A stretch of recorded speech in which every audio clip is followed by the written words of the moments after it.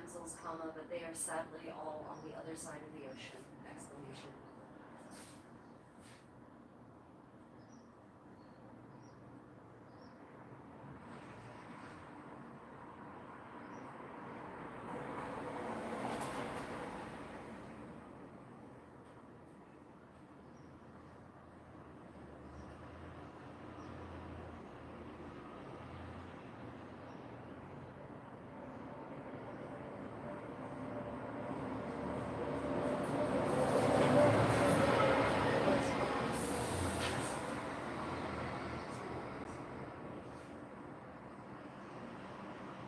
Are you talking about the hood vegetable?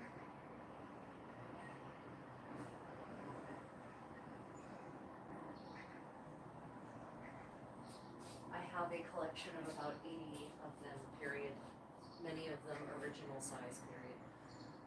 I developed a taste for them during COVID when I was trapped in Albuquerque with no access to New Mexico, with no access to medieval spaces.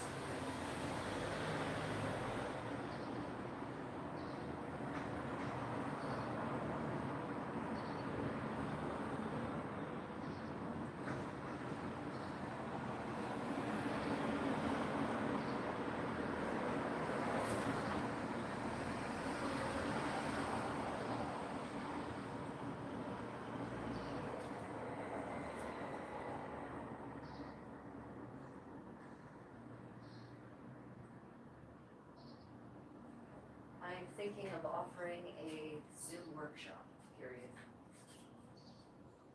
It is basically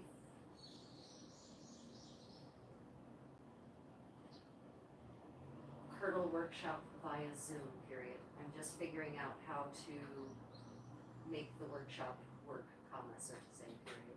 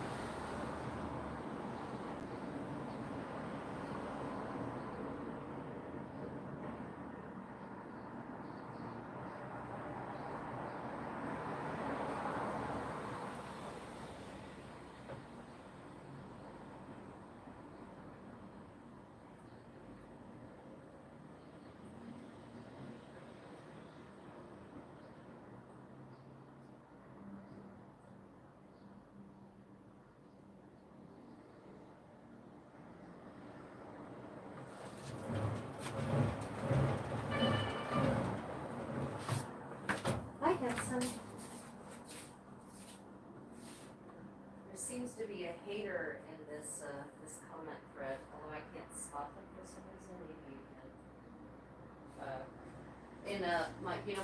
So the live streams on Facebook have been the the one that's been going around like gangbusters and is up to like 40,000 views or something like that, 41,000 views.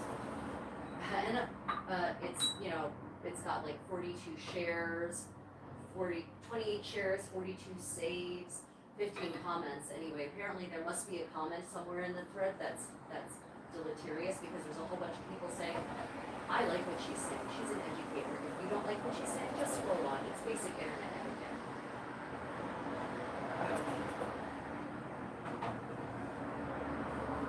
It's like, unless you bring added value, but it just shows kind of the level of the drive to be a know-it-all and to try to put people's going down. It's like, well, I don't like that people seem to like this, so I'm going to comment negatively, because deep down probably there's a level of envy there. And, well, I wish people would were this interested in watching me do these things. I'm also a minimalist. I'm interested in minimalist. I'm confident there's all kinds of. But the annoying thing, I think I found out why my live streams, even though live they don't get as many views, but afterwards they're getting pushed around the investors. So I figured out oh gosh darn it, no, that's not going to be.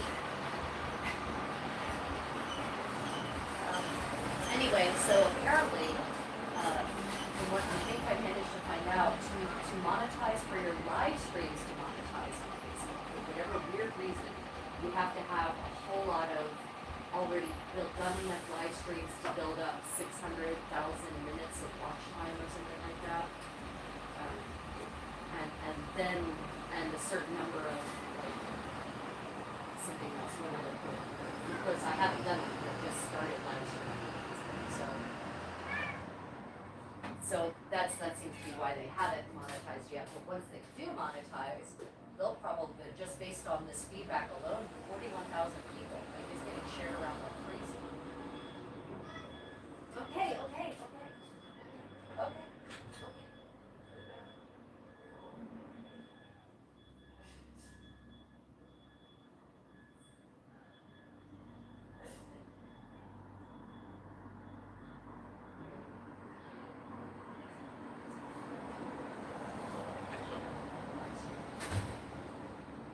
Want to go out? Okay, we're going to go ahead and we're going to show them, we're going to show our live streamers the way it is.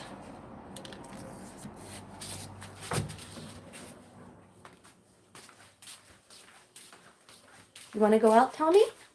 Yeah? Okay, come on.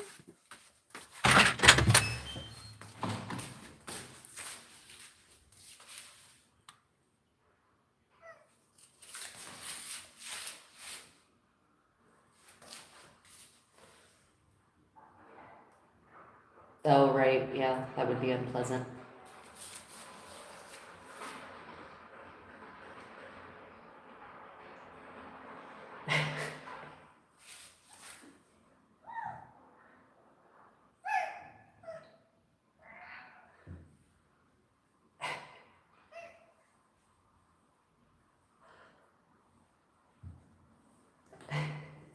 Look at the babies, roly-poly. Tommy, what's going on, baby? What's going on? Huh?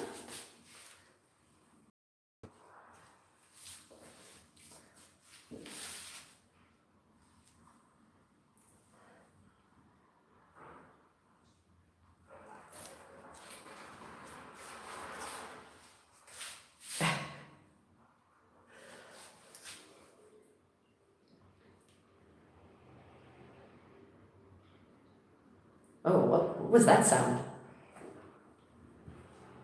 Oh, it sounded like a beast.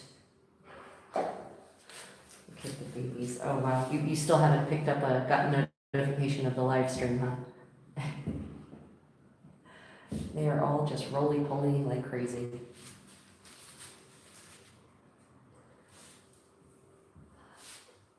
Okay, handsome. Well, enjoy your oil change. Not a metaphor?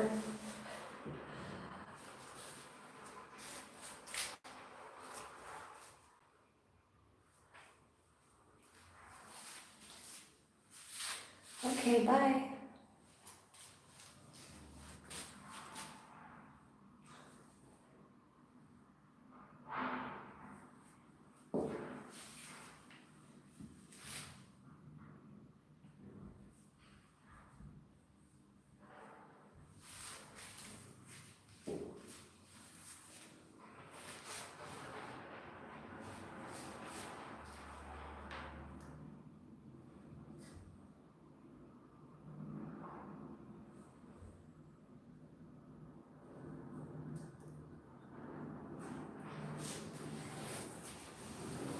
Okay, babies, time to go back in.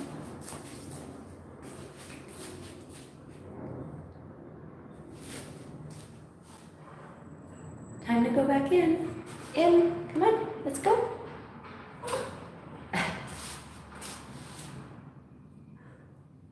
Well, let's go back in.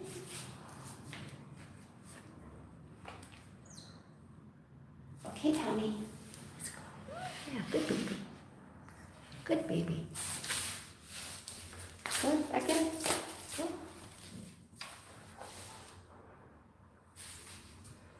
Here, you two are next, come on.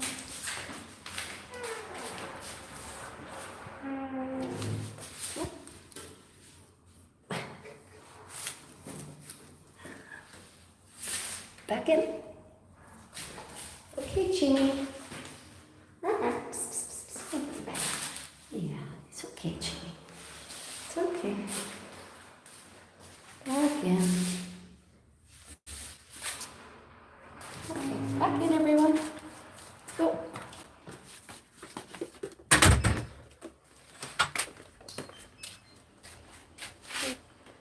Where are you going to set up now?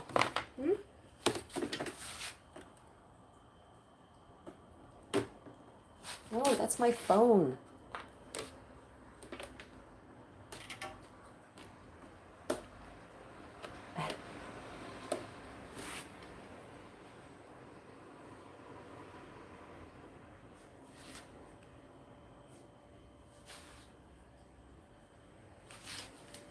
Okay, let's go set up over here.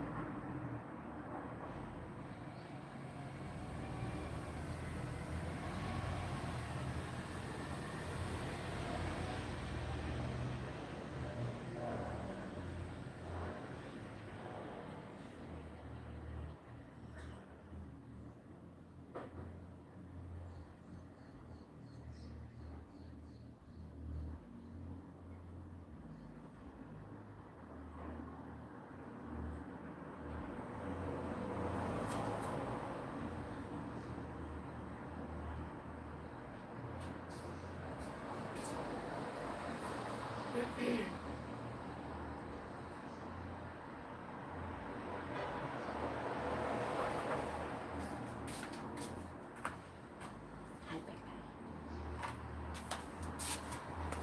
Hi, beautiful.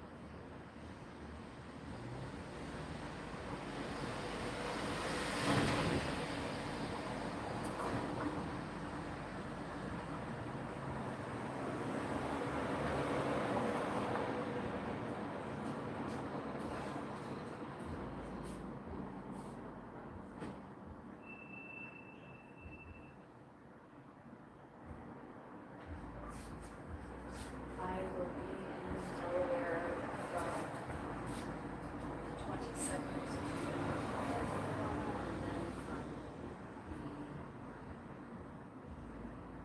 the 9th to the 12th.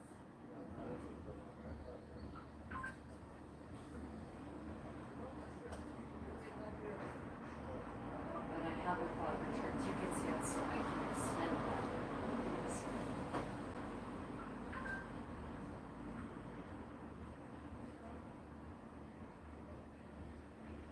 But let me know soon because I'm going to be buying tickets to fly back this week sometime.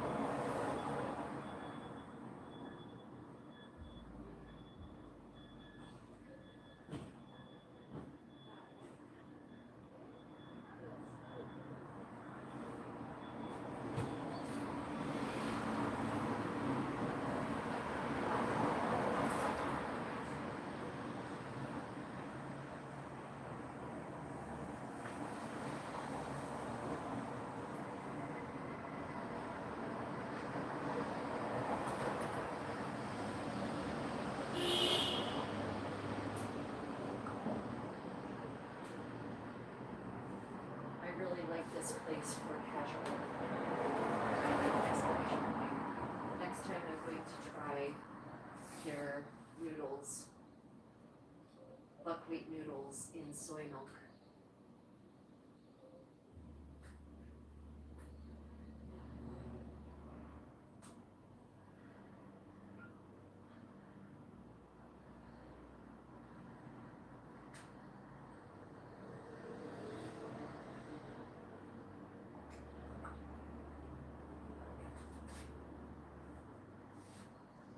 This place is on Susong Lake period. It's great for casual dining isolation point.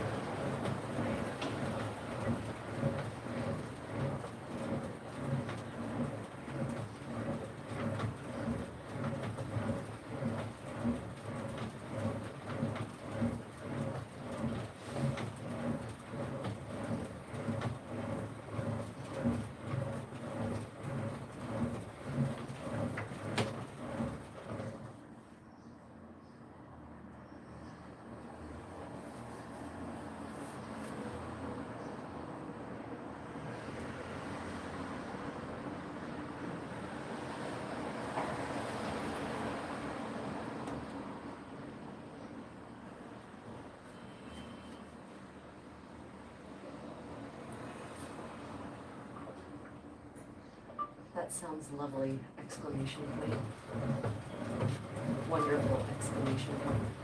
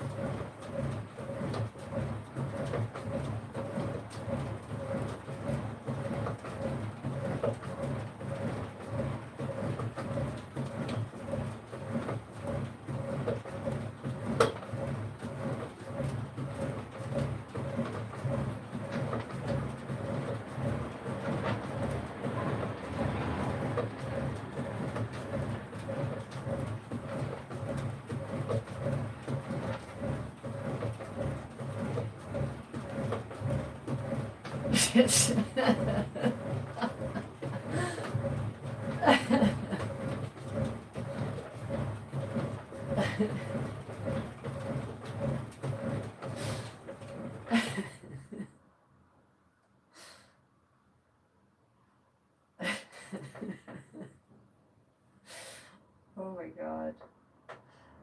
Oh my god.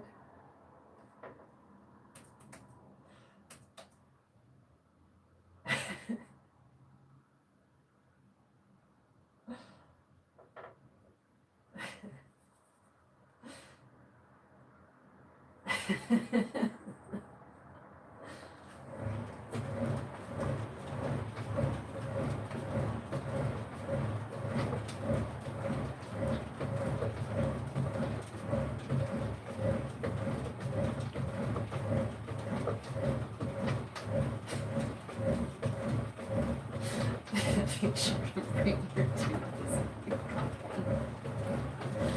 Okay, that's great.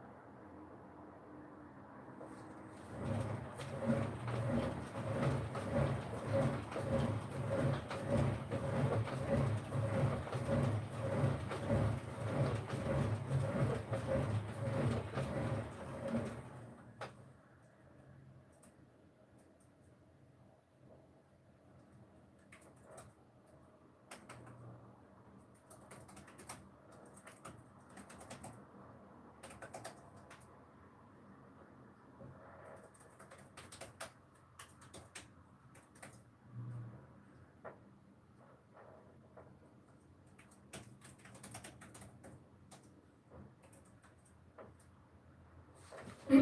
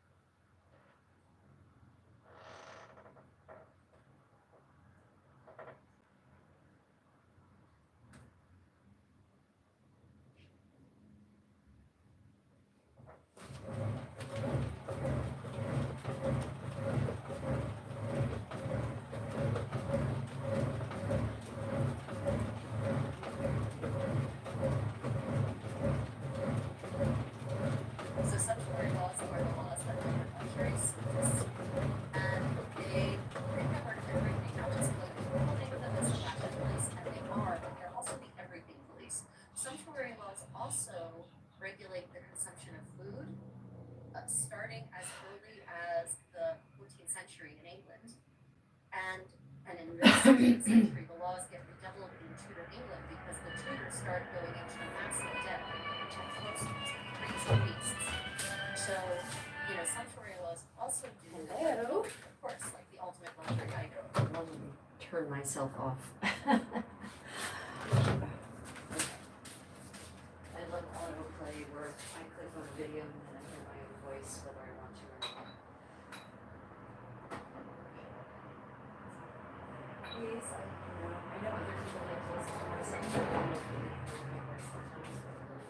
makes it no, whatever. It's a healthy way, right? Okay. So as long as it's one pet and not 10, right? There is definitely an unhealthy way to do this.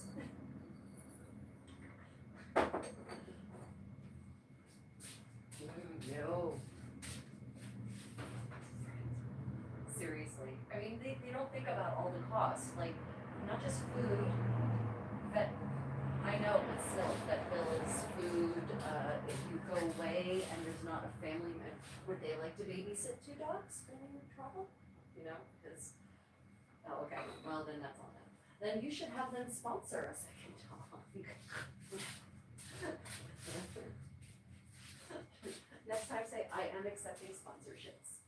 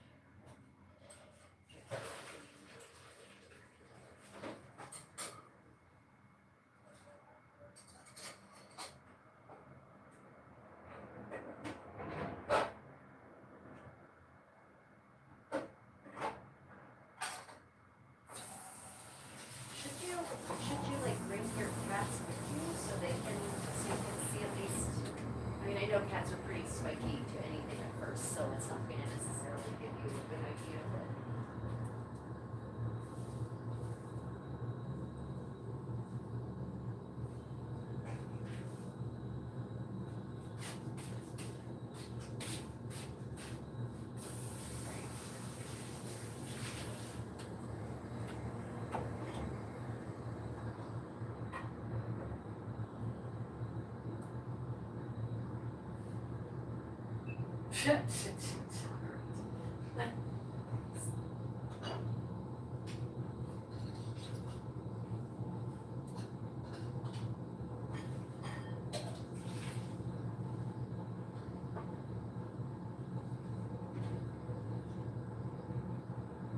then hopefully we'll be fine. There's less likely to be conflict, ironically, between cats and a new dog, and between a dog and a new dog, so.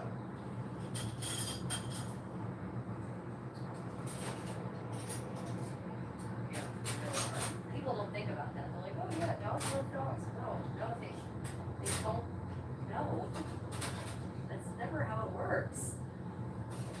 Think about the way we think about other species. You know, like I really think that cats view dogs as a pet, honestly. It's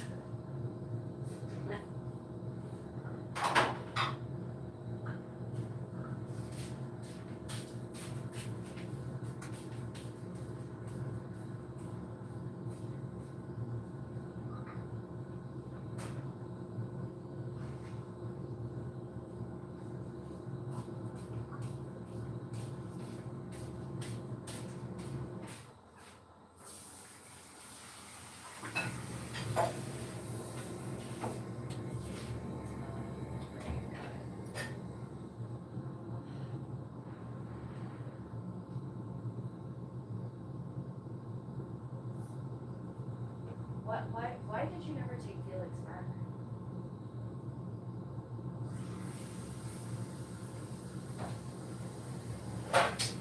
Oh, I see. I get it.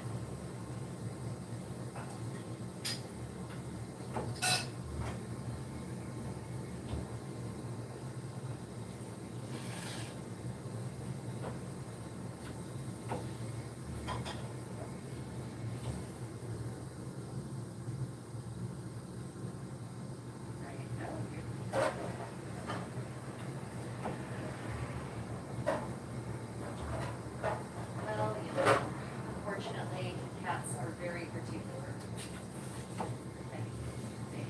And they will absolutely let you know if they're not happy with the situation, as we noted.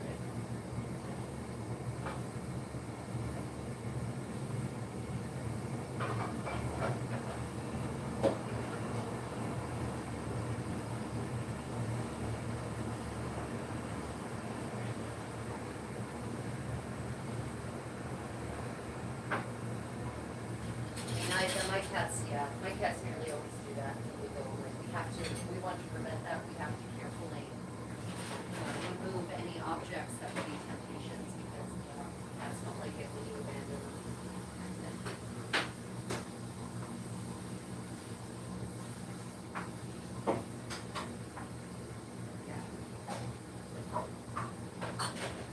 Yeah, I would.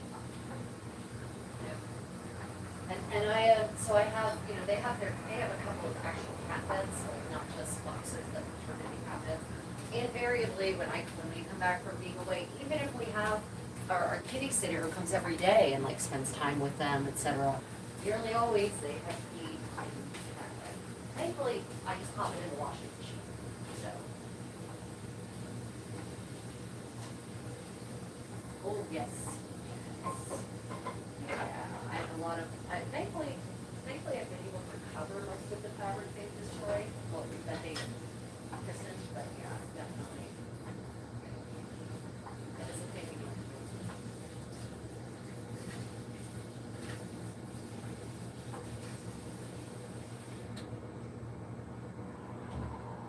Did he offer to clean a litter box for you?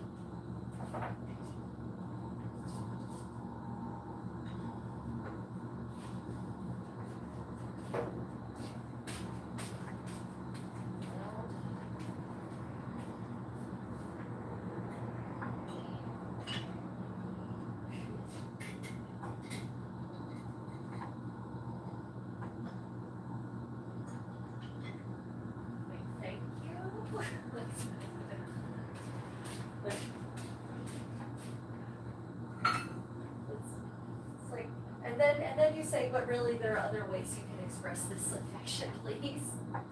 Any other way really is preferable. But I guess, I don't know, maybe which is worse, pooping in the shoes or peeing, probably peeing actually, because at least poop is just kind of, a lot of, whereas the pee might actually infiltrate the material.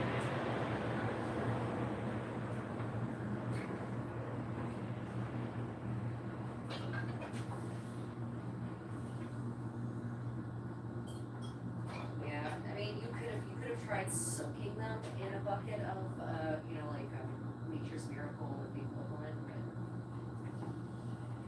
yeah.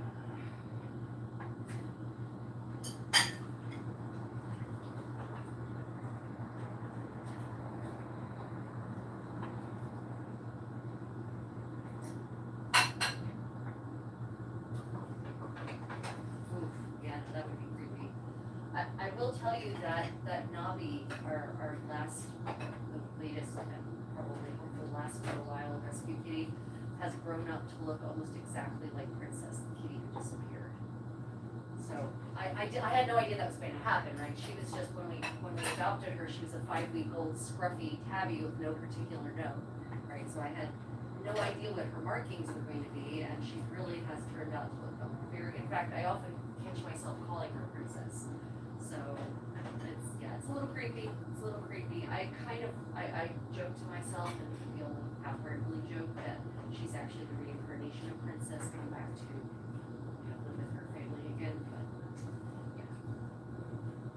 yeah, don't recommend it.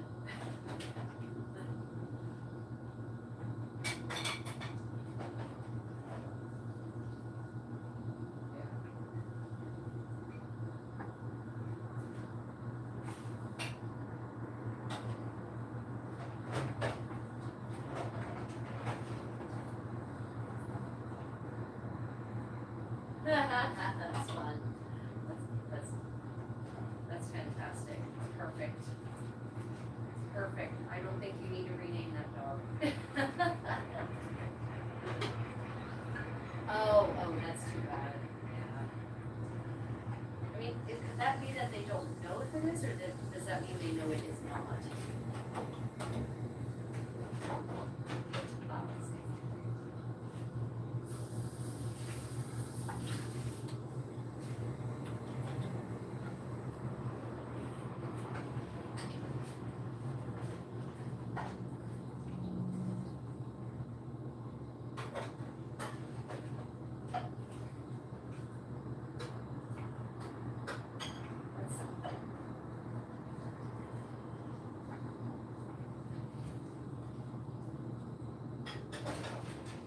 So how much does it cost to adopt one of these lovely babies?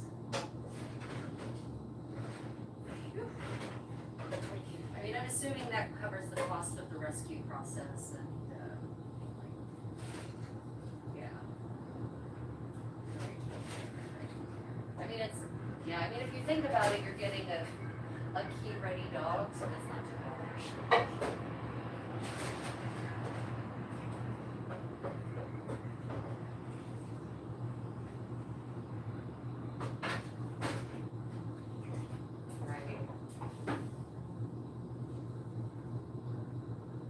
Right, yeah, long time ago, really.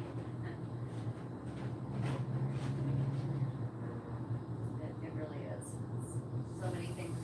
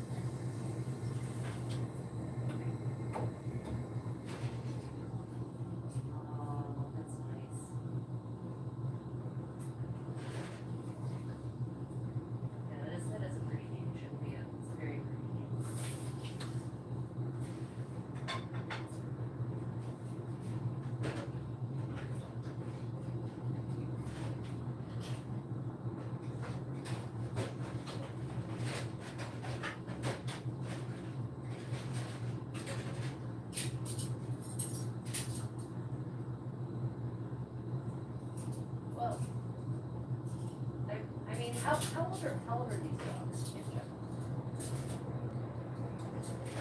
My question is, will they respond to breeding? Okay. I don't know, I've never, cats, we have no idea if cats actually know their names or not, so,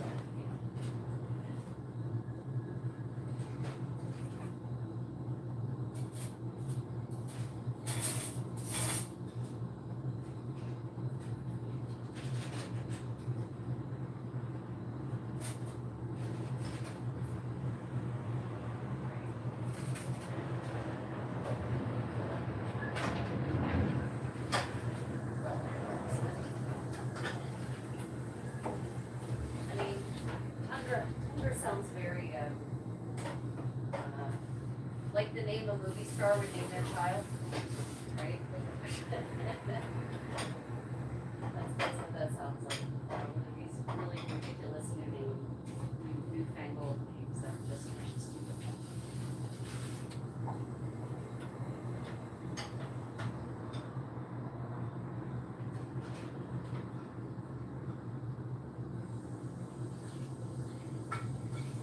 Yeah, have you ever heard the French version of Gawain is Gauvain, by the way.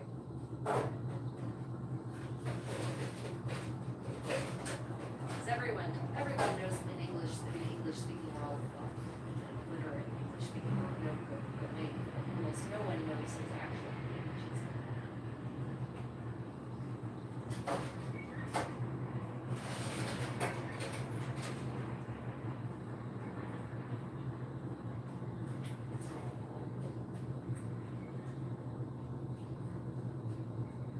Has your kitty become a protogeneticist by any chance?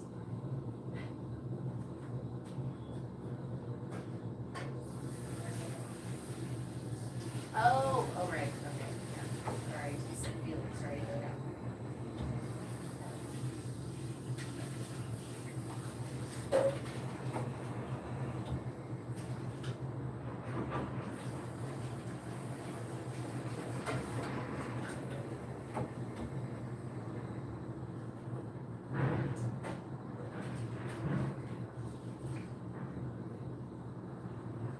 Let's see, for a boy, there's so many, there are so many Greek, kings names. I mean, no, Leopold was a horrible, the worst king ever in the history of the world, who, mutilated all those people in the Congo.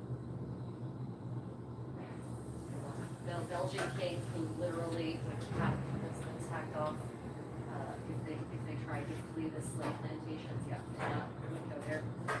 So unfortunately, it's like the name Adolf has kind of been ruined forever. Nice name, but yeah.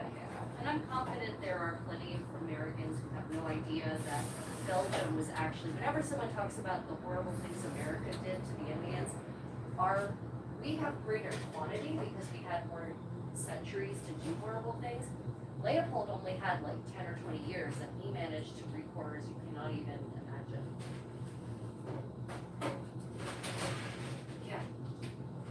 Yeah, no, I'm not going to. Yeah. So anytime someone tries to talk about how awful we were as colonizers, yeah, but Belgium takes the cake on that regard. Absolutely 100%. Yeah.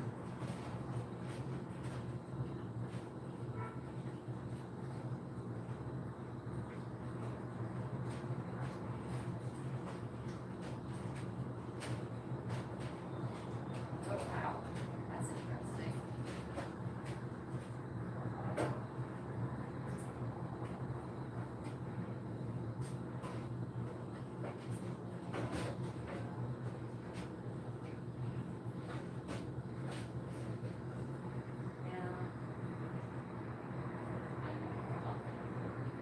Yeah.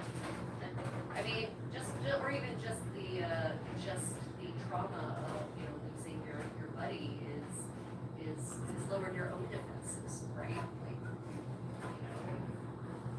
the thing is that when we're miserable for whatever reason, for some reason our brain thinks, yeah, let's pile on.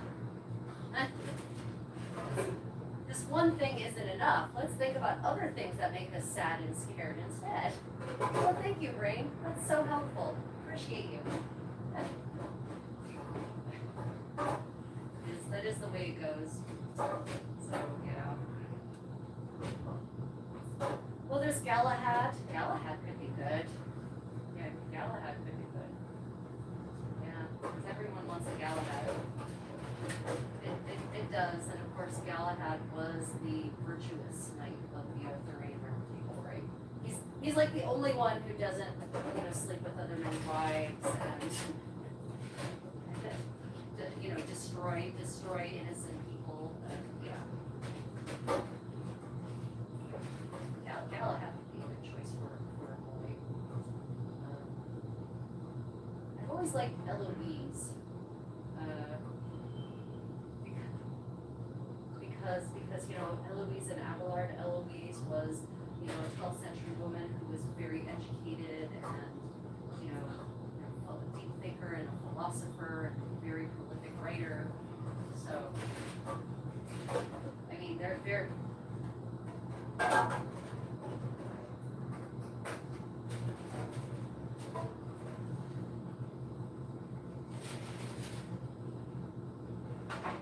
Philippa is always a nice name. Queen Philippa, they know she was the Queen of Edward III, one of England's better queens. I mean, not that they've had bad queens anyway, but still.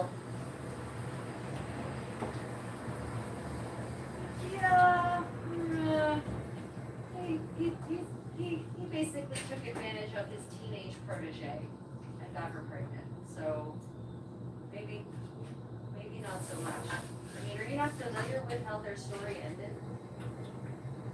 Oh, well, they had a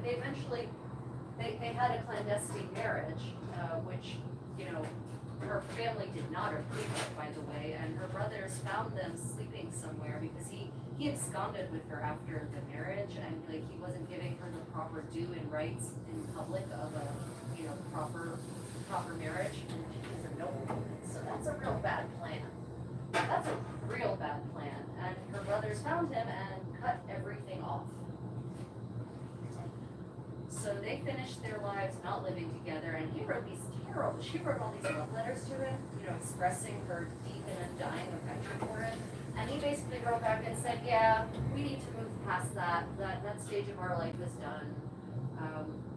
You should turn your attention to God or something like that. Like basically it seems like once his man parts were gone, his affection seemed to not have moved pretty drastically.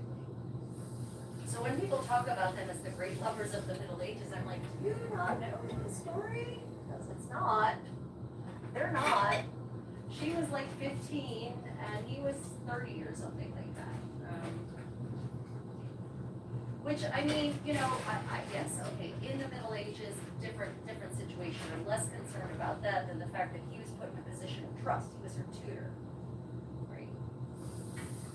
And he completely took advantage of that. He was an asshole.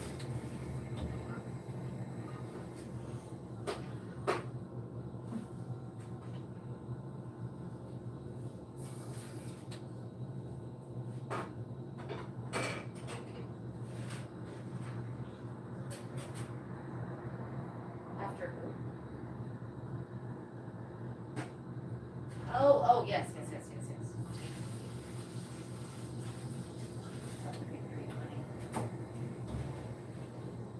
Yeah. Of course, I haven't actually read the Book of the Hunt. I'm assuming it's got some kind of allegorical framework about it.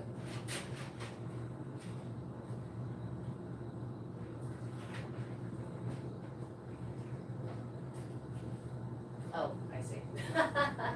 Yeah, that is a thing that often happens, isn't it?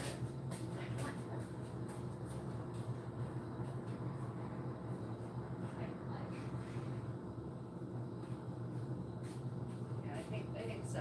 I like those. Definitely Galahad just seems right for a greyhound, or especially a rescue hound. There's just something about the bravery of having survived that horrible life. dad really speaks to me personally.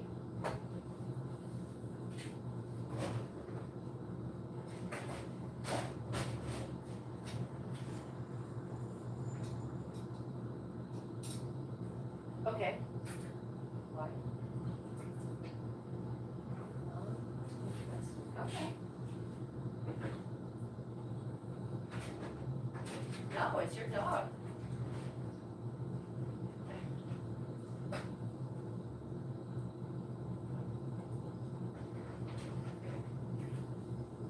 I mean, yeah. It's just Edward is such a common name, and you'll only ever really call him Edward, so nobody really. I just feel like Gala has a better choice because it comes with automatic brand recognition.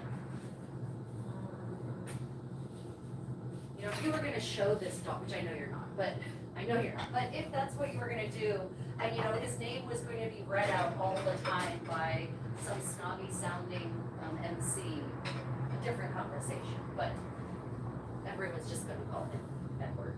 And here's the worst part. You know what people are going to automatically think, especially our generation? Yeah, you know it. You know it.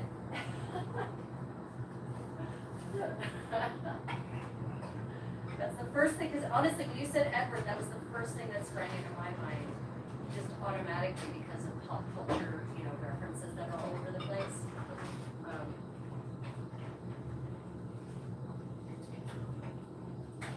It was so bad that I had to read it through to the end because the writing is so terrible. Did you ever read any of it?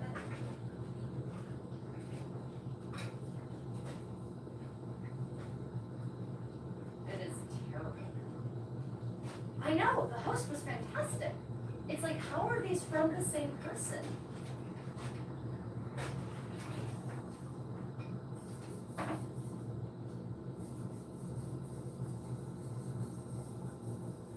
Right.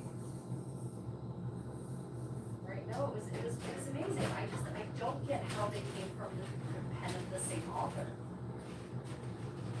You know, one is deep and meaningful and you know, it's like the concept, the general concept of the vampire organization, the werewolves, like the general overarching universe is not necessarily a bad one. It's the basic, you know, the premise of this is the way vampires are, this is the way werewolves are, werewolves evolved as a way to protect the local communities against vampires. Okay, yeah, that's cool. That's actually that's nice, that's inventive, that's creative. But then when she wrote the characters and like the so-called heroine is one of the most dull, boring heroines ever in the history of literature. Well, I actually read a review. I read a really funny review that said, okay, so we have these two characters. You've got this, 100-year-old man, basically, and this teenage girl. I'm going to call her Pants because, and hear me out, because she is so undefined and so dull, and there's so little about her of note, her character, her personality, that she is a pair of pants that any reader can just put on and be her. I was like, holy shit, you're right. And then you can imbue her with whatever qualities you want her to have in your mind, right?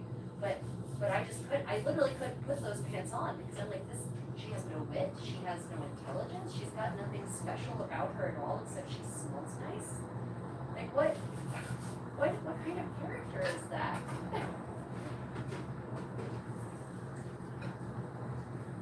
Yes, no, that's what exactly. She smells good enough that everyone wants to eat her. It's like that's not so it's like, and that's the connection. It's not emotional. It's you smell so good, I want to eat you. I must be in love. Really? I like my female. Oh, go on.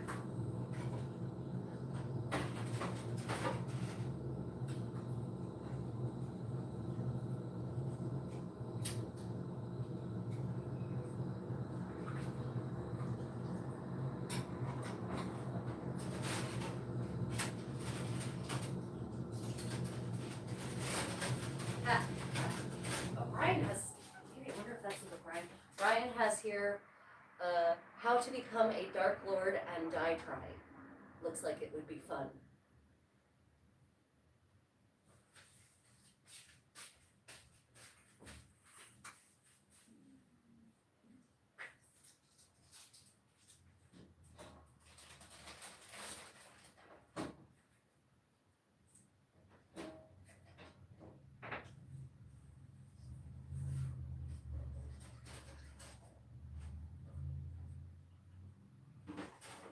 Right, of course it did.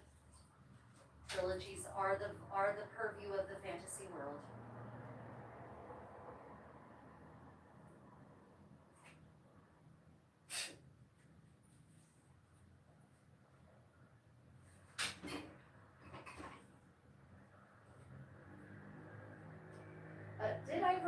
Did we ever put you onto the Forkozigan series?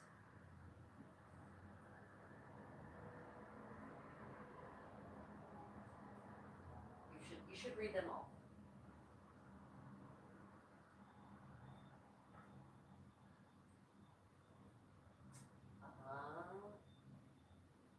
Yeah, you probably do. Yeah, you need to, reread Cordelia's Honor.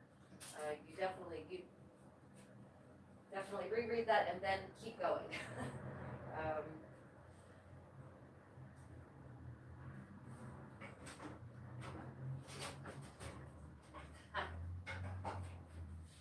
Yes, there is nothing wrong with a little smut to keep everyone a little interested and engaged. I mean, it's really, of course, there's smut for the purposes of just smut, and then there's smut for the purposes of, plot advancement. And those things can be very different, are very different.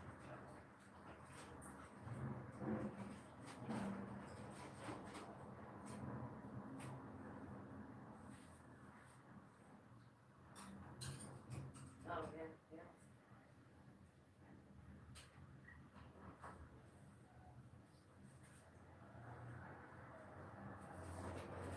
Oh, right. Yeah, okay, so that's a big kind of plot driver then, so that makes sense.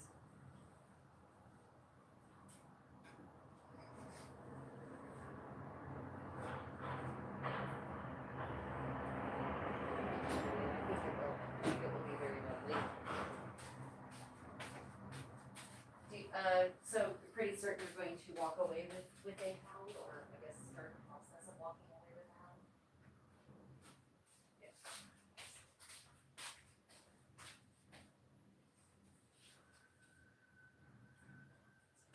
How many are there?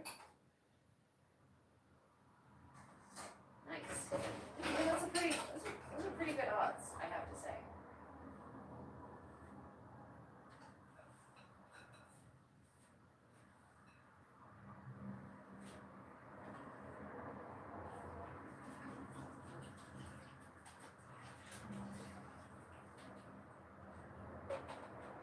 By which you mean, yeah, I meant to ask you what that means. What is an adventure dog for you? Because I don't think you mean base jumping. Ah, okay, got it.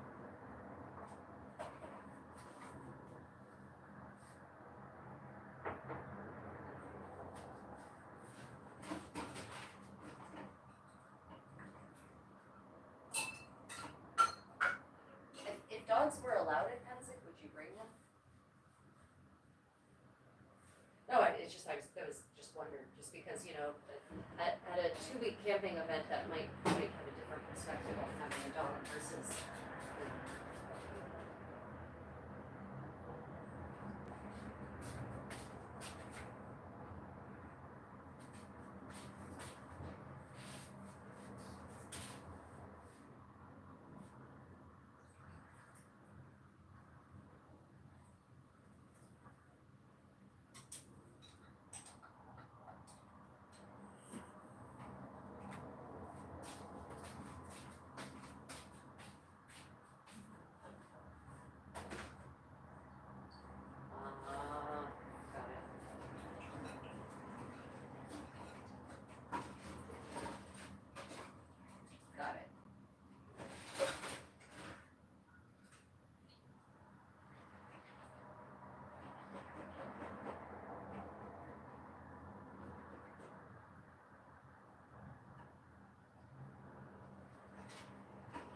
that does seem pretty easy. I'm thinking about all of our, friends who brought their dogs to events.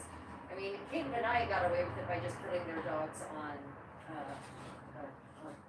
a leash, not a leash, but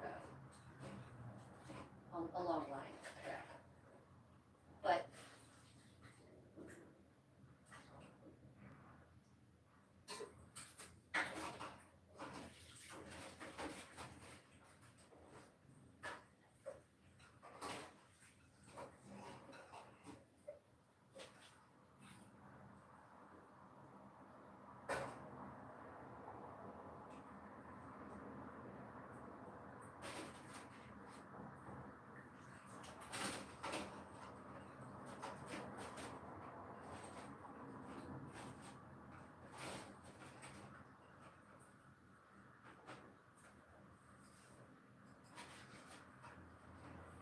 yeah, no, they do. I mean, galgos are the same way. They will just sit, on the easy chair and just sit there.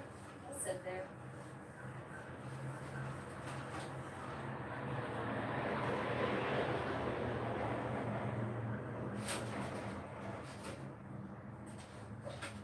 Is do what? Yes. Ah.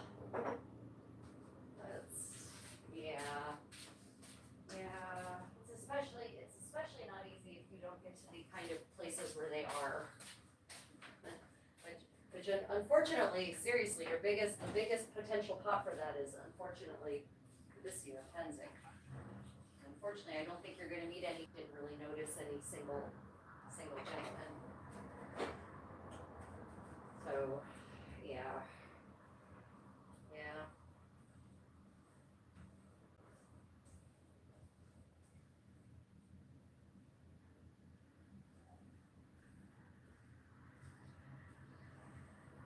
Well, I will definitely be keeping my eye out in my dance classes for eligible single gentlemen, and in my in my rapidly growing creative contessa community.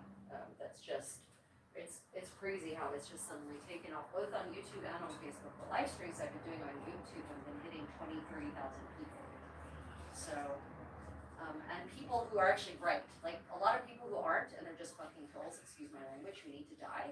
I mean, literally, they just admit, yeah, I'm here to troll. Okay, asshole, you're blocked.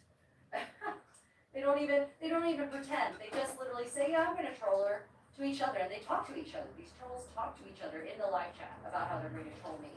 Like, no, you're not, because I'm not gonna respond to you. I mean, who knows, right? It could be, but who knows? And either way, my community's like crazy growing, so that might mean I actually get exposed to more eligible people, especially when I go to Penzing and host face-to-face things, for people who want to meet the creative contessa and interact actually in real live, as Garrison likes to say. I am just so sorry that did not work out, and I'm sorry that Garrison was not evolved the way I thought he had evolved. Apparently, he's made zero progress from where he was 5 to 6 years ago. I mean, he's made some progress on the I'm not going to just chase anything that comes along and wonder why I'm lonely and miserable.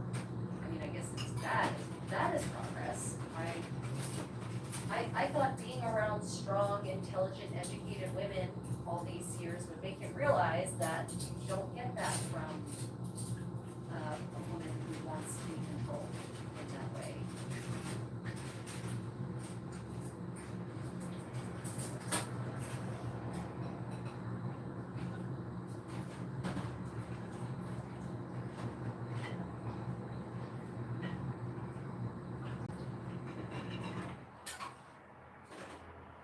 Which is crazy because he talks about his church life all the time.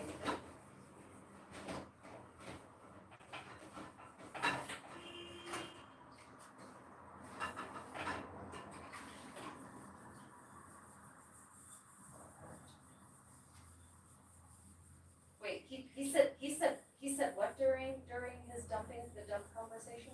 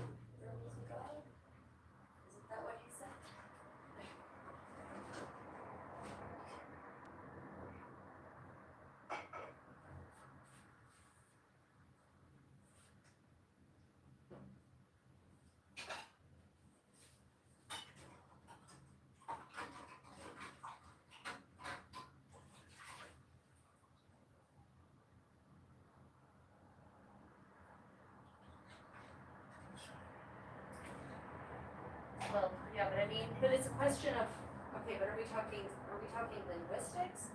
Or are we talking about he doesn't know whether God exists? Because if he's just talking linguistics, that's, I mean, you can, there's,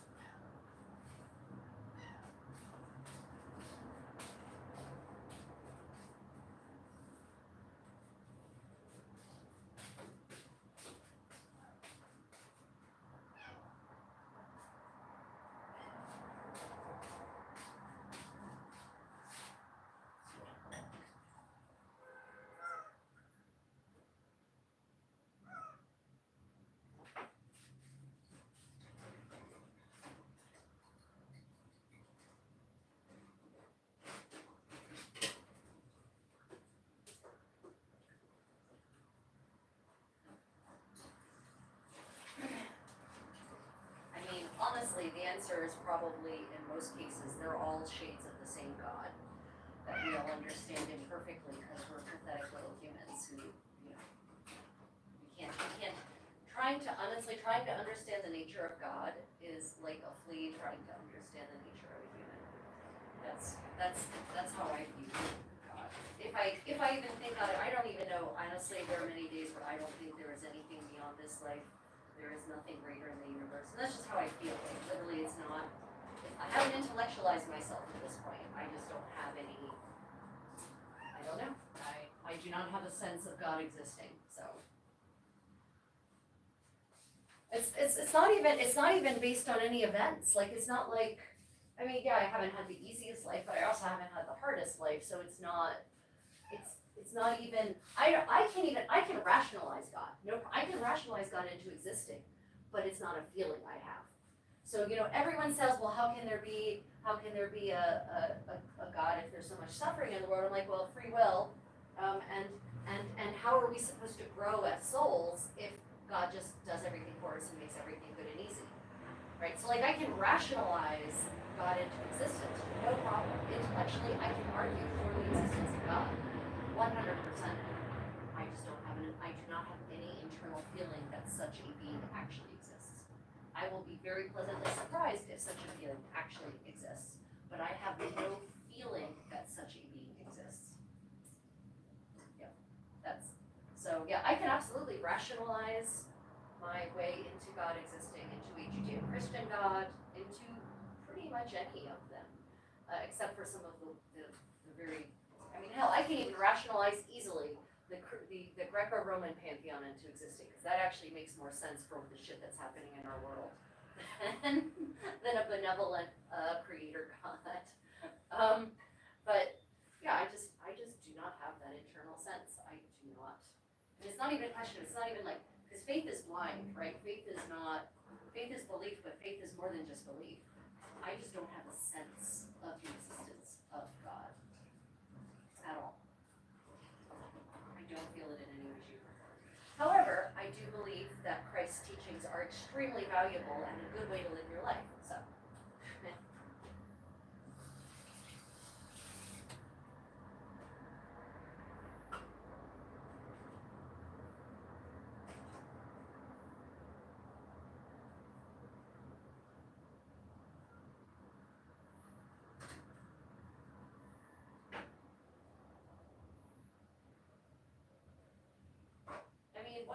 What do you see as the work involved in that? Like, why do you think it's work? Why is it you feel you need to proselytize your partner?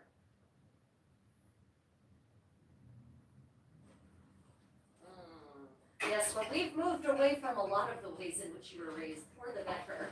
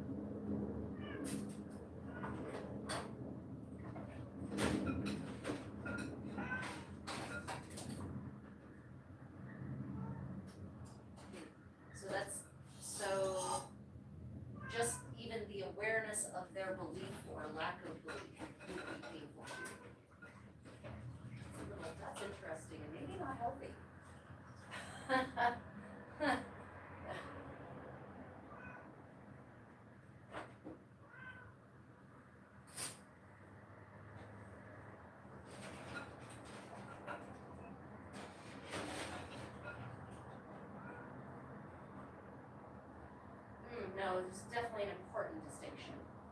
The homeless person is actually physically suffering. That cat is actually physically suffering.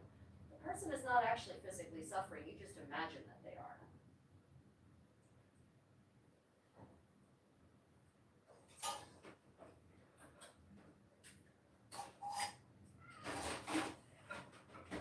Well, thankfully, I know you said that was the only hard stop, but there should have been a lot of other hard notes for Garrison too. I have.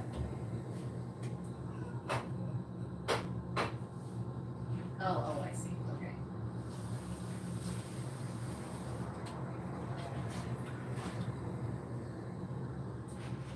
Yeah, after the things you told me,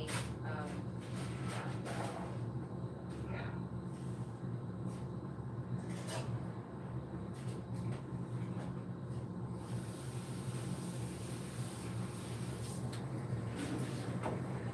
Well, I mean, I don't know, I'm pretty certain that one of your absolute should absolutely doesn't want to keep me as a Henry's, financial slave to their will, I feel like.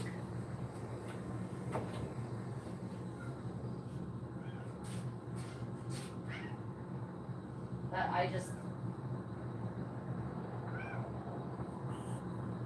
I mean, they're,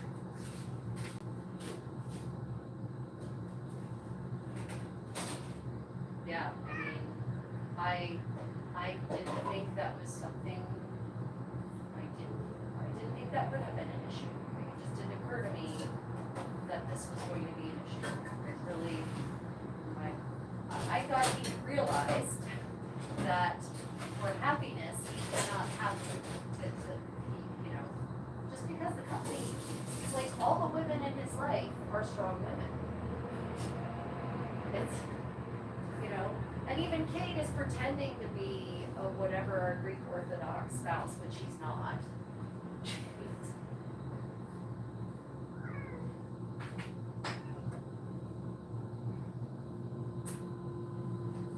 Yeah, he's not. No. I mean, Benai's got issues, but it is definitely not abusing his wife in the, in terms of making her subordinate to him, et cetera. It's something that's not. In fact, I don't even think he's constitutionally capable of that at all. Yeah, so I mean, he surrounded himself, and Leslie, excuse me, his adoptive mother figure, right? Leslie is definitely, Honey, can you get Honey?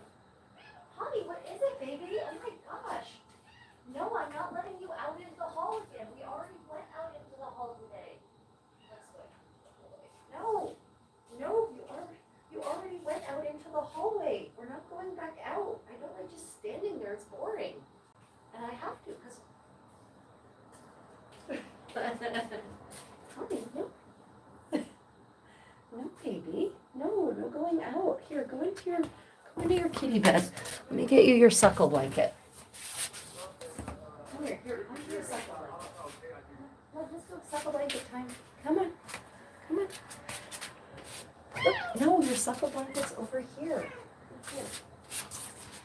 He has an eternal kitten meow. Yeah, I do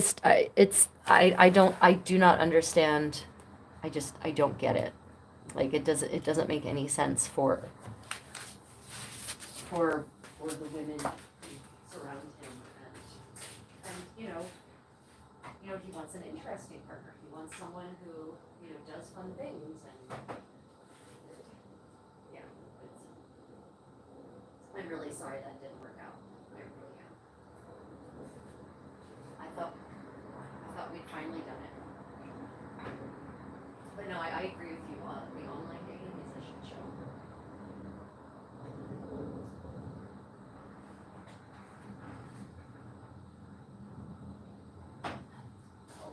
I mean, how I know I was only aware of the one guy, the lawyer who ghosted you like an asshole. I mean.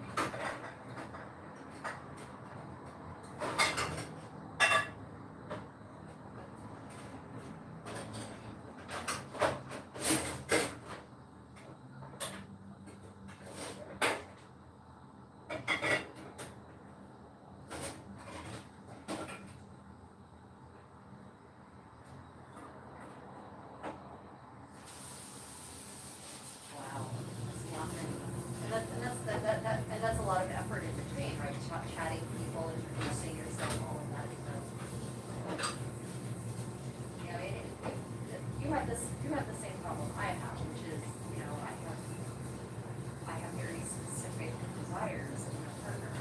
And like they have to have the same, at least we have to share videos, and like it doesn't, I dated one guy once who wasn't into the people in the industry and it didn't work. We're not into wearing costumes and exploring places and you know, historical cultures, I'm not interested, they're not for me.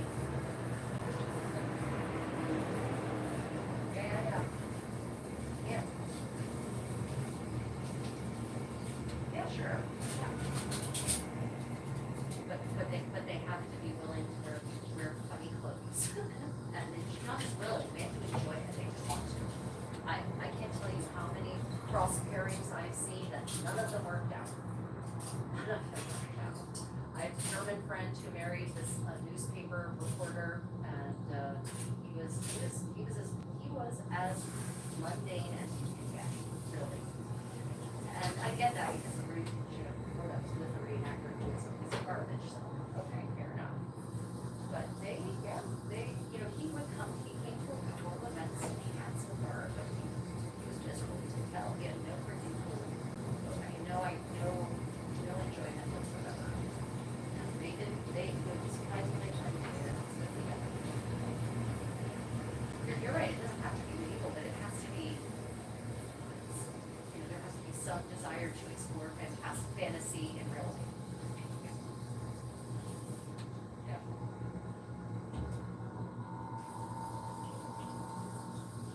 Yeah. Unfortunately, for the 18th century, they're not young men.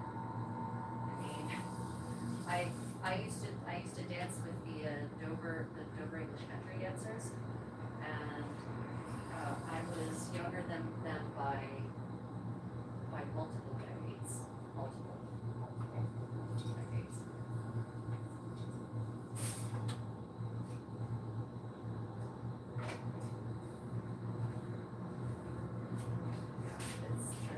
They're not young people. And I mean, they weren't, that was back in the 90s, they weren't young people then. So, the 18th century is definitely not the place for, you know, the thing is that battle reenactments, in America anyway, seem to increasingly be attracting gray hairs.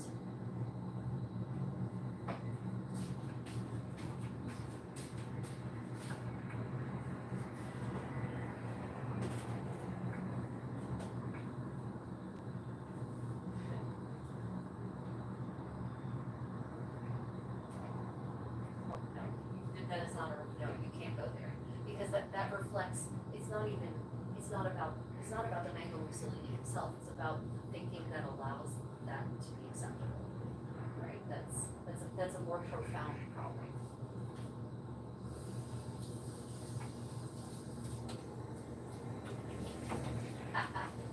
I know, it's been so fun.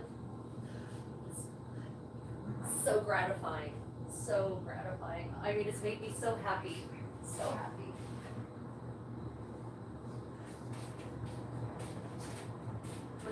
Was it the parade review that ended with their version of what the instructions must have been for the soldiers for the parade? I'll share that with you. It's hysterical. Basically, the person says, "I watched the parade, so you didn't have to. Here's what I observed." It ends. Yeah, at the end, the thing they say at the end of the instructions to the soldiers literally made me laugh out loud.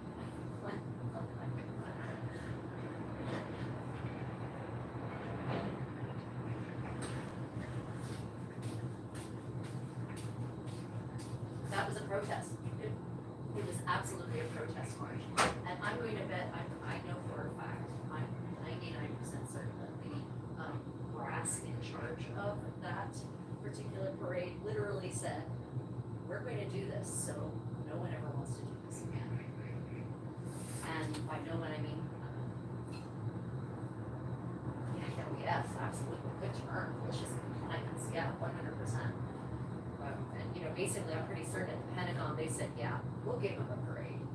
It'll be a parade that will make him never ever want a birthday parade again." It was wildly inappropriate. I mean, talk about a North Korea move. Like, Jesus Christ, man. Oh, and I love the picture of him sitting there slumped over, looking so dejected. I don't know if you've seen that picture. It's fantastic. It's so fantastic. He just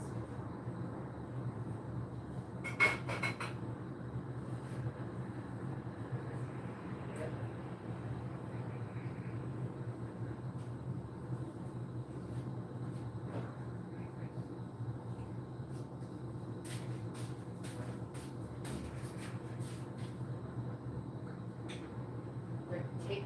We're taking it back.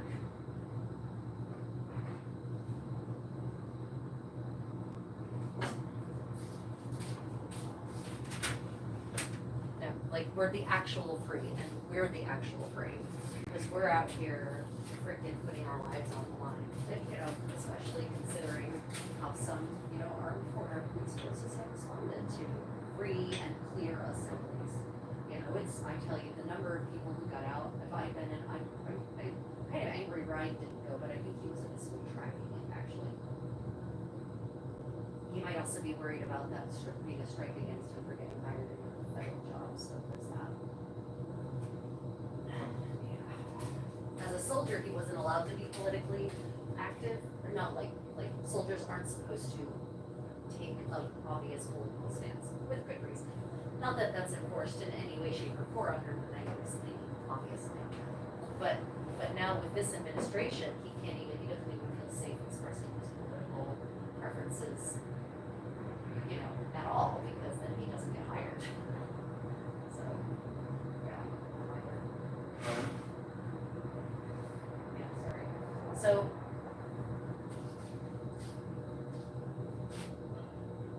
well, okay. Just one more thing then I wanted to chat at you. So I have this Restream software that allows me to live stream to multiple platforms at once. So yeah, it's pretty awesome. I can three at a time. And I've been streaming when I do my my YouTube streams. I've also been streaming to my Facebook page and to, I think I chose Twitch because for some reason TikTok had a connection. Anyway, so my streams aren't yet monetizable on Facebook, even though my other content is. You need a certain amount of watch time, blah blah blah. Anyway, I haven't hit that threshold yet on. I will, but here's the crazy thing. So my live streams while live get maybe 800 to 900 views on Facebook, but once they post, the one I did 2 days ago has 42,000 views, like 86 shares, an insane amount of saves, like yeah, crazy. Yeah, but what's really great? Yeah.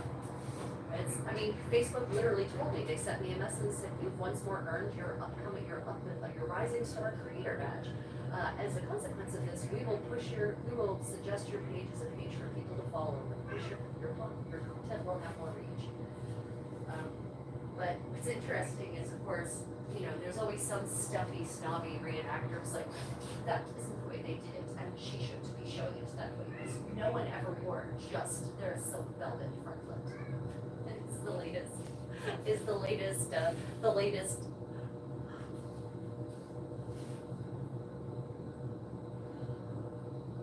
Yes, young girls, absolutely, but they're going to say, you're not a young girl, you're an old woman, you should be covering your hair, or whatever. I know, but what's great is, for that one person, because I was looking for some of the comments, I have to respond to a certain number of them. And what I saw was, thank you, love this, what great information, I love how you do this and provide information. And then there was a comment that seemed apropos of nothing, because I think they didn't hit reply correctly. What I like the way she presents things. If you don't like it, then you can just keep scrolling. Basic internet etiquette, And then there was another comment of, she's speaking very clearly, she's an educator and she's doing it brilliantly. Scroll on. And I was like, oh, there must be a comment. Oh, there it is. It's about me wearing, how dare I wear the black silk velvet hood and just that, and I should be wearing a gown and blah, blah, blah, It is amazing, their lack of imagination. It's like, do you really think that women back then wouldn't say, well, I have these 3 layers that I could wear together. I don't feel like wearing all three of them. I just want to wear one. I feel like the front one today. Like really, you don't think that was a thing they ever did? Okay, then you're not a real human, or you don't think they were real humans.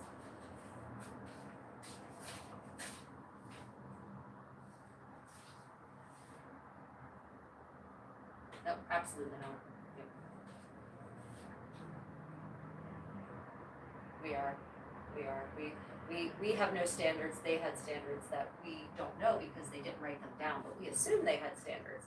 And that's the thing. If I push back and I'm like, well, why is it you think that? What makes you think that? Well, the visuals. Okay, but we all know that art only represents a very small window into medieval life, right? You know that, right? Like because obviously you're an expert, so you should be an expert on interpreting medieval art for fashion, which would mean no that you can't use it as the only tool to interpret art, to interpret fashion, right?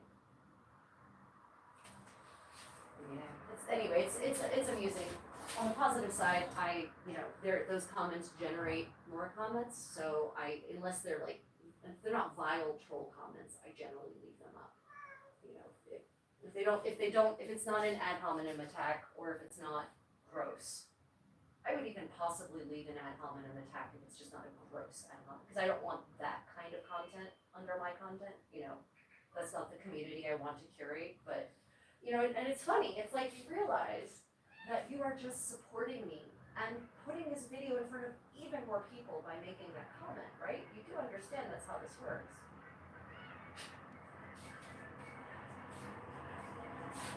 It's really, it is, and I bet if they were tested for spectrum syndrome, they would be on it. Like that doesn't line up with the rules that I think they had. But based on what? Tell me, where are these written rules, this code that you claim is there? Like, we have assumptions, but where is this code you claim is there? Well, that's how women work. Really? Okay. Tell me how you know that. Anyway, I'll let you go to bed. It was lovely chatting. I'm glad you're making good progress in your recovery, and I'm glad we've come up with some lovely names for our new baby, whatever the new baby is.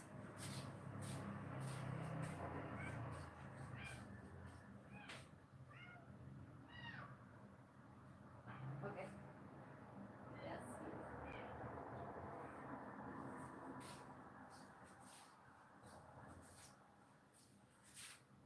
Yes. Yes. Yes.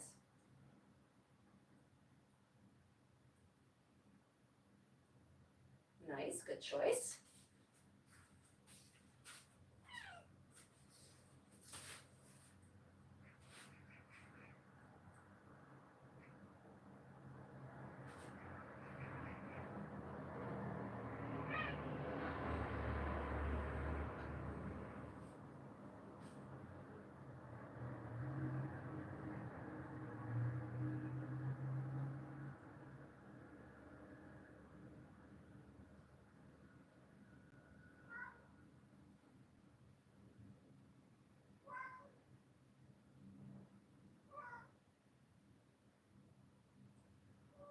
I mean, yes. So, I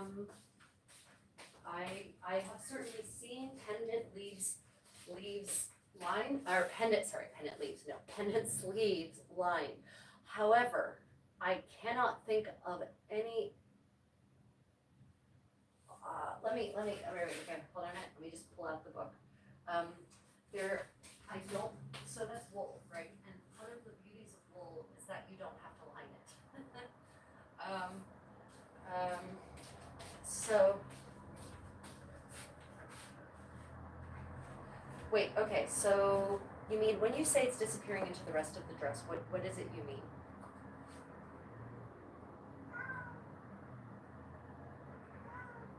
Right?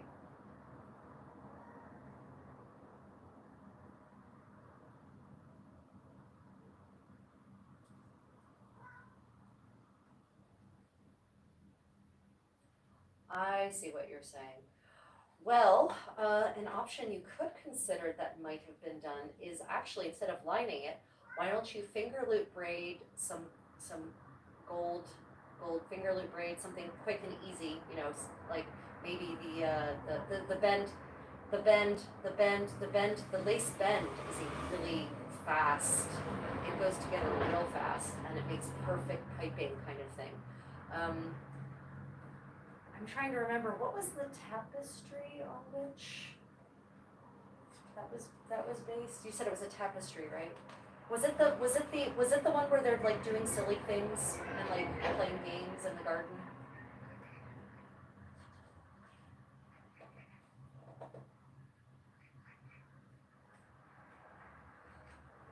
Oh, is it the heroes? It's the heroes. It's the heroes. Right. It's the heroes. Yeah. Right. Okay.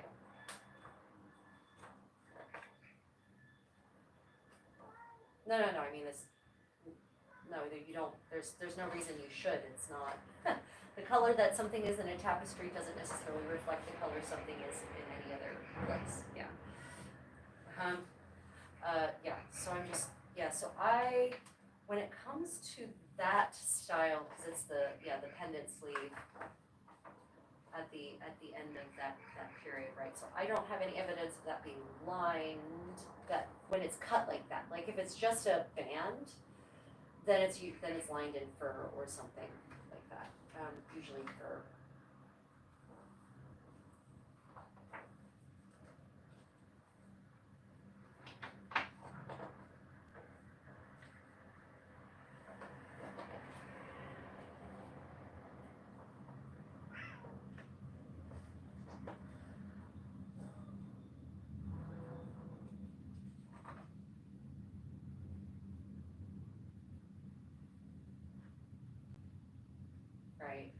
Right. I might instead of lining it, because though that wool is not meant to be, yeah, if you line it in silk, you're going to have a lot more complications because the silk edges will, you might not have, you could whip stitch them.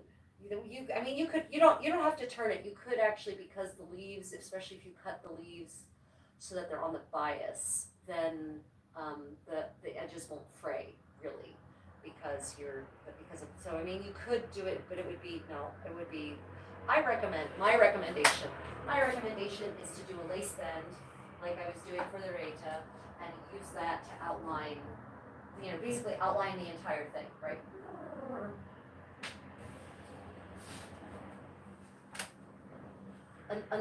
Another option could be if you here's another fun option that is absolutely authentic for that era is bezants. Sew-on bezants. So bezants are basically the medieval sequins. They're the equivalent of a sequin, but they actually have shape. So like they're oak leaves, they actually have leaf bezants, for instance. And then you've got all these beautiful, they're like, you diaper like the whole thing with these bezants. And they've got a little ring and it's pretty cool. Bezants are also are definitely an authentic option. And I'm pretty certain that Billy and Charlie sell leaf bezants. I know Armor and Castings does as well, but theirs are pretty expensive because they're not pewter like Billy and Charlie have pewter ones.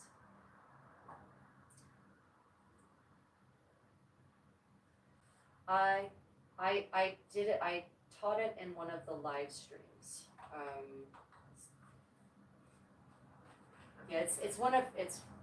I did teach it in one of the live streams.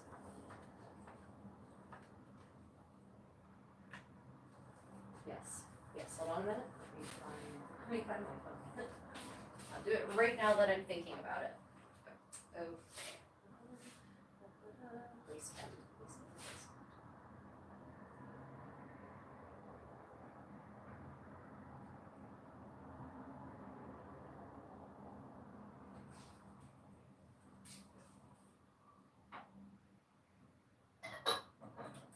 Well, I'm glad we made the decision that's right for you.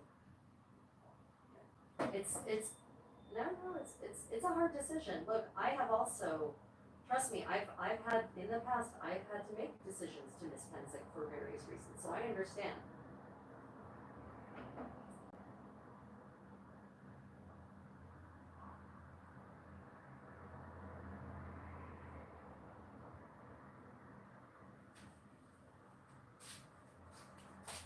Right?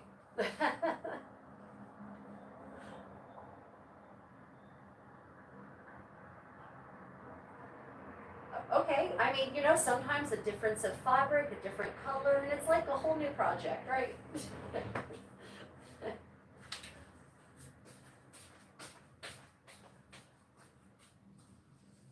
Oh, this one's.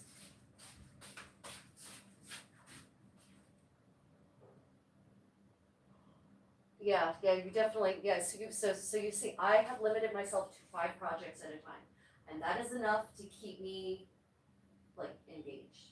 So I recommend the 5 project limit is really, it's your friend.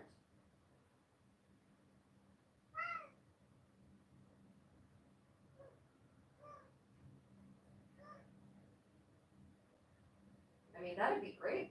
You might actually have like dresses that are actually done come to Cameron.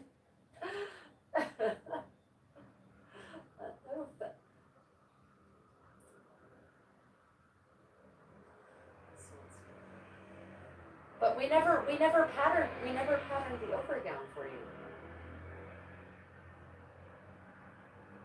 Well, okay, that's okay. You'll have your curls.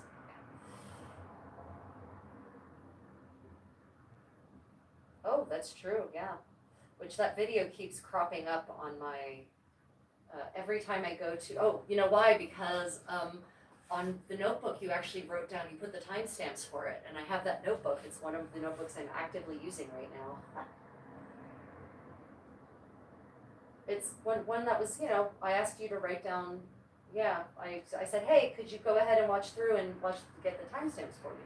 Here, I'm sharing you. I found this Spangles page on Billy and Charlie's thing, so you can look there and see if you want to. Because yeah, that's another very authentic option, and they've got some fun ones. They've got hearts, they're little flames. Oh, they're the leaves, small leaf spangles. See if they've got leopard spangles. That's might be the closest to a dog. Oh, there's another kind of leaf. There's an acanthus leaf spangle. Yep, yeah. So yeah, that is, and it's a very reasonable price of $7 per dozen or 2 dozen, depending on the spangle in question. So yeah, yeah, it's a very, and you know what's really cool about it is like they make this little light tinkling sound, not oppressive, like just like, you know, gentle, and depending on how closely you put them together. But yeah, it's a forgotten aspect of especially 14th century fashion accessory, you know, because they're not usually depicted in any kind of way that is obvious in imagery, because a lot of those details get left out. But we have them in spades, and we know from the expense accounts and inventories that they were used. So that would be a very good way to, and that'll definitely set you apart, because not many Scadians are doing spangles and results.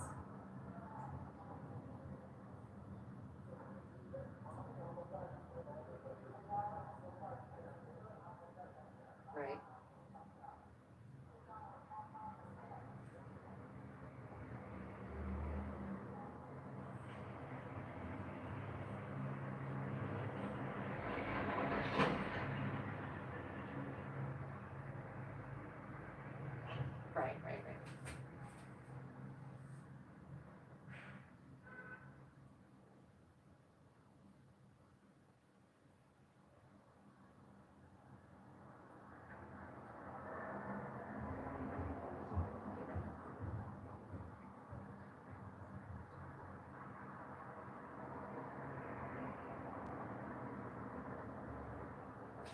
Right.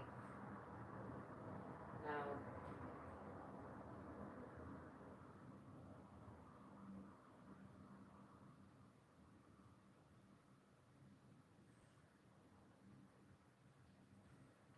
well, good for her. She should have exactly what she, you know, what she wants. It is her vigil. And so I fully support her having exactly what she wants to have. And she's right, you know, not every, especially in, unfortunately, you guys live in a very blue collar part of the East Kingdom. So that definitely has an impact on, you know, the people's understanding of of this sort of thing, you know. I always tell people the SCA, your mileage is really going to vary based on where you are. And Philadelphia is a scruffy part of the country.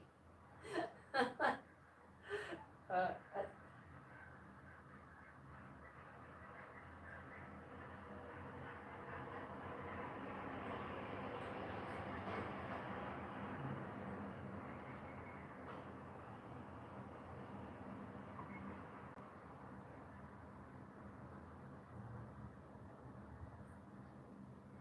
yeah, of course I would.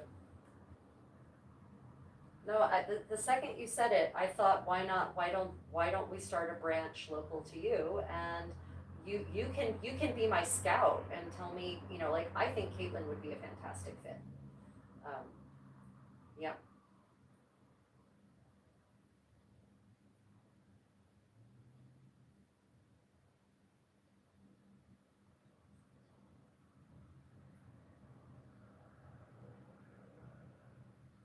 yeah, no, absolutely, no, I think I no, I mean, that is my household in general, so, you know, there's no reason that we can't just have a local branch. And I mean, it is literally, Delaware is my home stomping ground, so, you know, I actually get there fairly frequently. So, you know, we could even have, we could actually therefore have like a little household enchanted picnic when I come.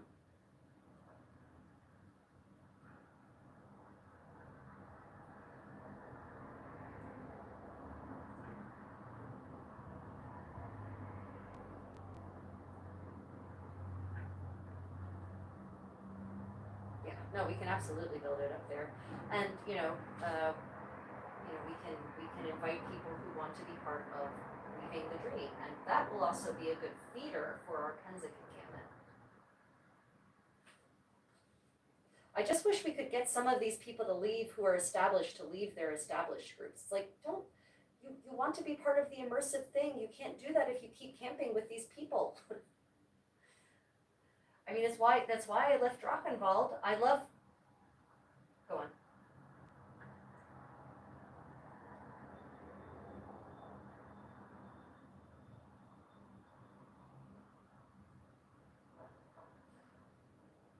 Oh,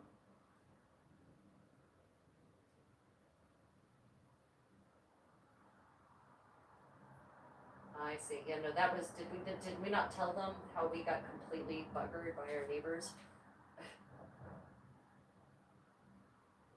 Oh, yeah. I see. Got it. Yeah, no, this year we actually, we still have 6 people registered in our section of the camp. So, um,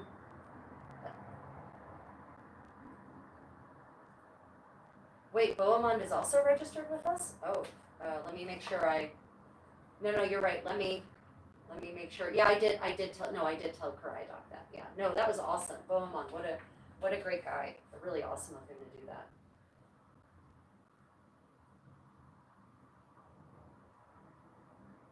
Right, yeah. Yep, no, I think, and especially if you will, as if you are still copacetic with doing the map, being part of the map building process. And I still need to talk to Dad about, Lord Master Papa, if we can get there in a timely fashion, so I can be there and be the voice saying, yeah, no, that is not correct, we're gonna remeasure this again. And,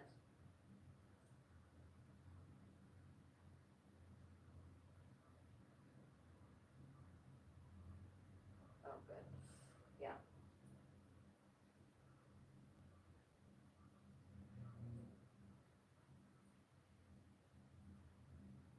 yeah, yeah.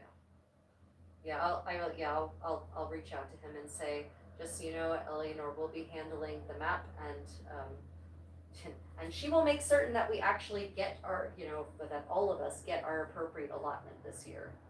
And that needs to be, yeah, 100%.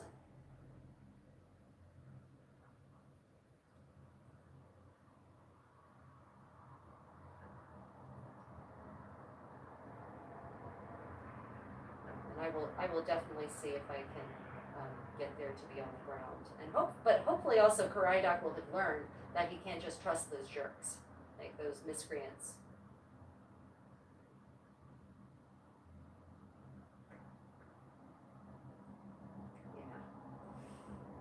we will see. Hopefully I'll get to be there because unfortunately if that happens again, then we really have to reconsider our options because the whole point was that we would have better land and all of our land, not less better land, but a tiny fraction of what we had. Oh, and Xavier registered the free pre-registration. I'm like, you asshole. what's the there's a free pre-registration option that you don't actually pay anything, and basically it's just all it does, it doesn't give you land. All it does is allow your gate experience to go faster because everything is already filled out. That's it. So he's registered with us, but of course we don't get any of that land. So like, okay, so why did you even bother? Oh, he won't know. Yeah, I think he really thinks he's not going to make it. So, I mean, he literally said, if I come, it's only going to be for a couple of days, and I'll be bringing a modern tent, and I doubt that I'm going to come because of military stuff. So, no, he thinks he's got a military engagement. But still, I'm like, look, buddy, you are rich. You can afford to just let $200 go, or whatever it is, for 1 week of registration. I mean, that's the other thing. When you pre-register, you don't have to pre-register for the 2 weeks. You can pre-register just for 1 week. So you don't have to, it's not like you get, this land for 1 week and then this land for 2 weeks. That's not how it works. So, right. Yeah, so we will, anyway, we'll still six people's worth of space for actually only 3 of us. So, yeah. It should be fine, as long as Pariah Doc doesn't let the assholes behind us take our landing in. Okay, well, I sent you the link for the Bizance. So get so you just have to decide which of those 2 options you want to do. I mean, honestly, you could do both. you could pep.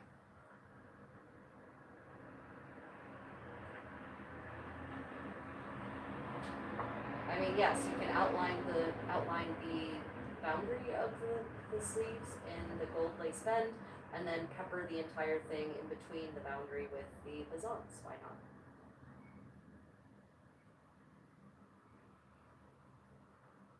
Okay, sleep well. I love you. Talk to you later.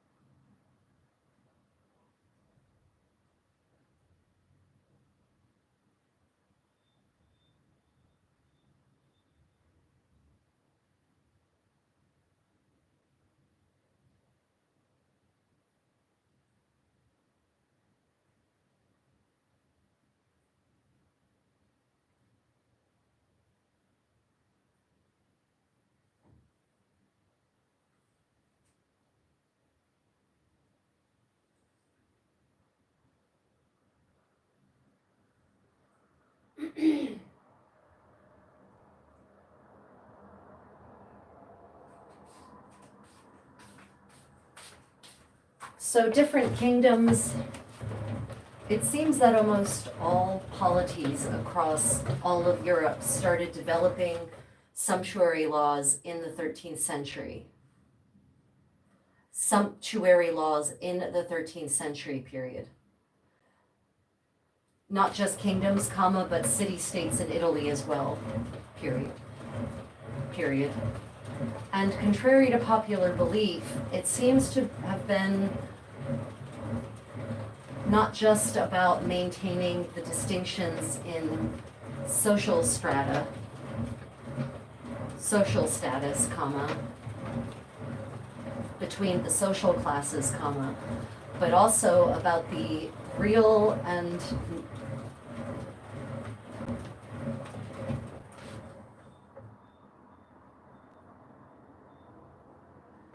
also about the very real anxiety about people spending beyond their means in order to achieve levels of splendor that they could not afford, period.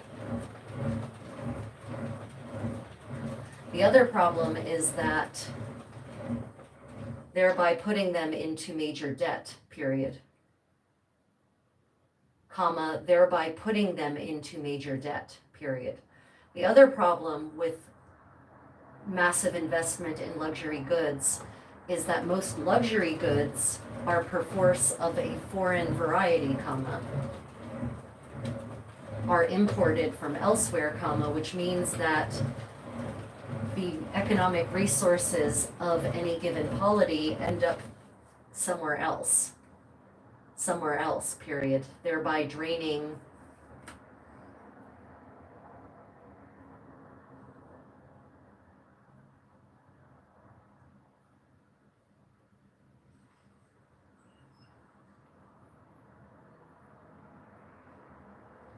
thereby potentially ruining the local economy.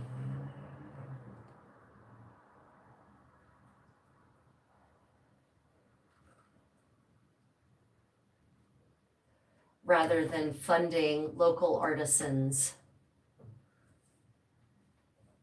and merchants.